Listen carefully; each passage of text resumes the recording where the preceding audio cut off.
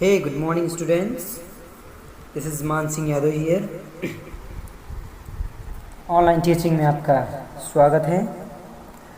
आज हम डिस्कस करने वाले हैं बहुत ही बेहतरीन चैप्टर, बहुत ही बेहतरीन सब्जेक्ट के बारे में, जो कि है 9th के साइंस का। किसका? साइंस का। देखा जाए बेसिकली साइंस मतलब विज्ञान हम स्टार्ट आज करेंगे 9th के विज्ञान।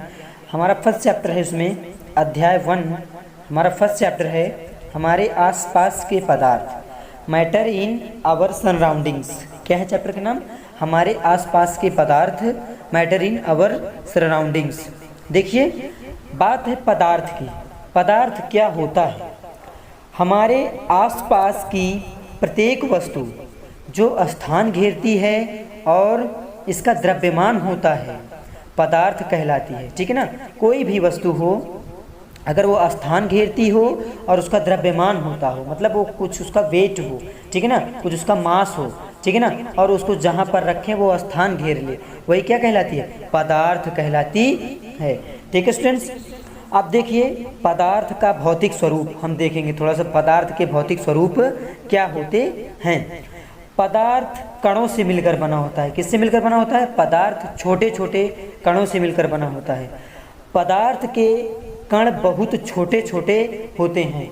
बेसिकली अगर आपसे पूछा जाए कि पदार्थ के कण कैसे होते हैं, तो आप बता सकते हो कि पदार्थ के कण बहुत छोटे छोटे होते हैं। हम आपको एक प्रैक्टिकल करके, एक क्रियाकलाप करके बताते हैं कि कैसे पदार्थ के कण छोटे छोटे होते हैं और कैसे गति करते रहते हैं। देखिए, यदि हम पोटेशियम परमैंगनेट के 2 या 3 क्रिस्टलों को 100 ml जल में घोल लें, मतलब पोटेशियम परमैंगनेट के 2 या 3 क्रिस्टल ले लें, मतलब छोटे छोटे कण ले लें, उनको 100 ml 100 ml जल में घोल लें। इस घोल में से लगभग 10 ml घोल निकाल कर उसे 90 ml जल में मिला दें। फिर इस उपरोक्त घोल में 10 ml निकाल कर उसे भी 90 ml जल में मिला दें। इसी तरह इस घोल को 5 से 8 बार तनुकृत करते रहें। जल फिर भी रंगीन होगा। ठीक, क्योंकि देखिए क्या है कि पोटेशियम परमैंगनेट की मात्रा कम है, जल की मात्रा ज़्यादा है, फिर भी जल हमारा क्या रहेगा? रंगीन होगा। इससे पता चलता है कि पोटेशियम परमैंगनेट के बहुत थोड़े से क्रिस्टलों से पानी की बहुत अधिक मात्रा भी रंगीन हो सकती है, जिससे सिद्ध होता है कि पदार्थ बहुत छोटे छोटे कणों से मिलकर बना है। देखिए, हम आपको ये चित्र बनाए, चित्र के थ्रू समझा रहे हैं। एक 100 ml है। देखिए इसमें फिर क्या किया? 10 ml डाला गया। क्या? Potassium permanganate. कलर चेंज हुआ। फिर इसको निकाला गया, फिर 10 ml डाला गया। देखिए फिर कलर चेंज हुआ। फिर देखिए 10 ml डाला, फिर कलर चेंज हुआ।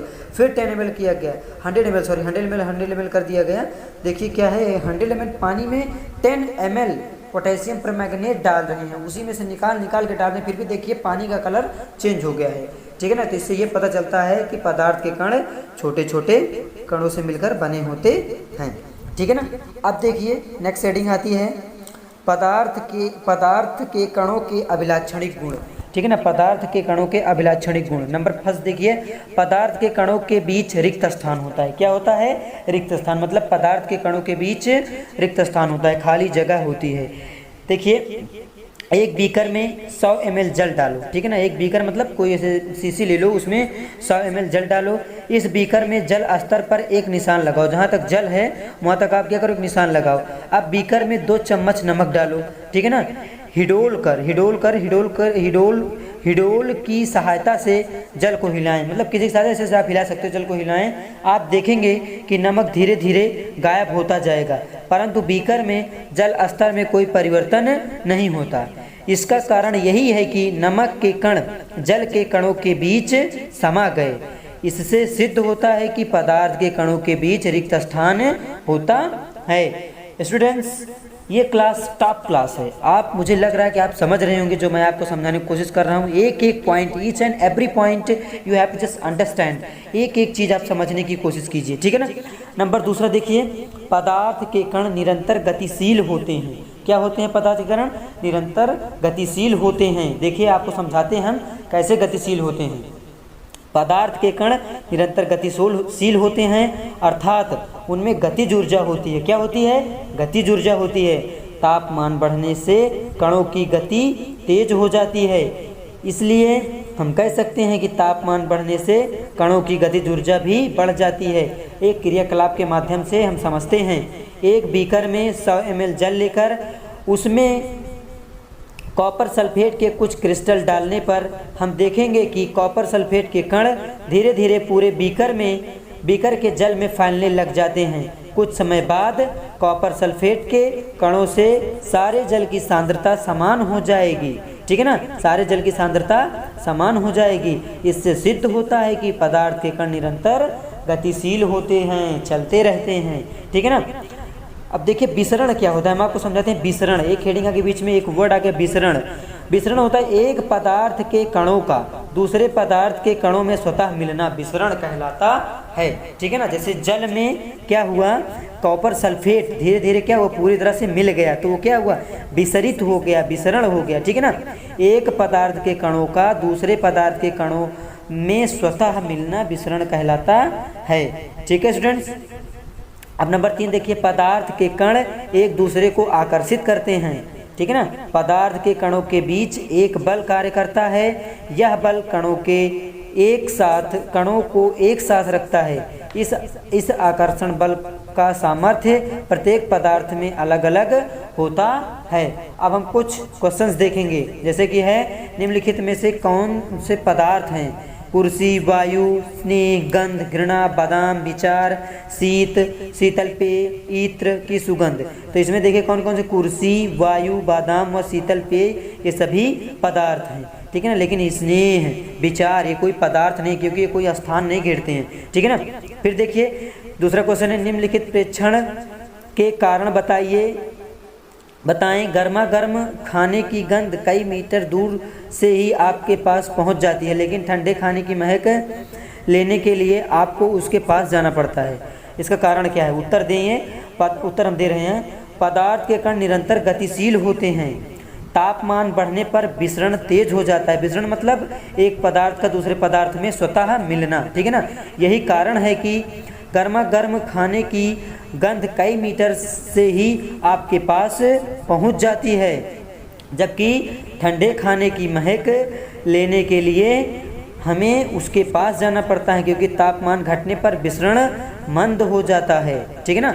अब क्वेश्चन नंबर 3 देखिए, स्विमिंग पूल में गोताखोर मतलब तैरने वाला पानी काट पाता है, इससे पदार्थ का कौन सा गुण प्रेक्षित होता है? तो स्विमिंग पूल में गोताखोर मतलब जो तैरने वाला तैराकी होता है पानी काट पाता है, क्योंकि जल के कणों के बीच अधिक दूरी होती है तथा आकर्षण बल कम होता है। इससे पदार्थ का संपीड़न का गुण प्रेक्षित होता है। क्वेश्चन नंबर 4 देखिए, पदार्थ के कणों की क्या विशेषताएं होती हैं? उत्तर हमारा है पदार्थ के कणों की निम्नलिखित विशेषताएं होती हैं। नंबर 1, पदार्थ के कणों के बीच रिक्त स्थान होता है। पदार्थ के कण निरंतर गतिशील होते हैं। नंबर 3, पदार्थ के कण अति सूक्ष्म होते हैं, छोटे होते हैं। नंबर 4, पदार्थ के कण एक दूसरे को आकर्षित करते हैं। नंबर 5, ताप बढ़ने पर पदार्थ के कणों की गति बढ़ जाती है। ठीक है स्टूडेंट्स। अब देखिए, अब हम पढ़ेंगे स्टेट्स ऑफ मैटर्स। ठीक है ना। पदार्थ की अवस्थाएं। पदार्थ की अवस्थाएं भौतिक रूप से पदार्थ 3 अवस्थाओं में पाया जाता है: ठोस अवस्था, द्रव अवस्था, गैसीय अवस्था। अब हम देखेंगे एक एक करके कि ठोस अवस्था, द्रव अवस्था और गैसीय अवस्था क्या होती है। ठोस अवस्था देखिए, वे पदार्थ जिनका आकार, आमाप व आयतन निश्चित होता है तथा जिन्हें संपीड़ित नहीं किया जा सकता, जैसे लोहा पदार्थ। संपीड़ित मतलब तोड़ना। ठीक है ना। जैसे जिन्हें तोड़ना मतलब दबाया, इकट्ठा नहीं किया जा सकता है, वो क्या कहलाते हैं? ठोस कहलाते हैं। ठीक है ना। वे पदार्थ जिनका आकार अमाप होता है, ठीक है ना, मापने लायक नहीं होता, आयतन निश्चित होता है। ठीक है ना। अब द्रव अवस्था देखिए, वे पदार्थ जिनका आयतन निश्चित होता है परंतु आकार अनिश्चित होता है तथा इन्हें संपीड़ित नहीं किया जा सकता है, जैसे जल, दूध आदि।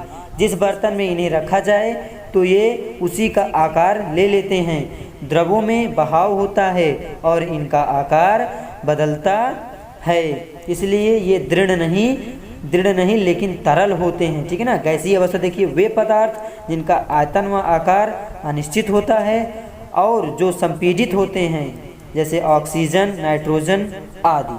ठीक है स्टूडेंट्स, बस आज के लिए इतना ही रखते हैं। नेक्स्ट टॉपिक नेक्स्ट वीडियो में आएगा। पढ़ते रहिए, वीडियो को बार बार देखिए, आपको एक एक पॉइंट समझ में आएगा, नोट्स बनाइए। ठीक है स्टूडेंट्स, थैंक यू।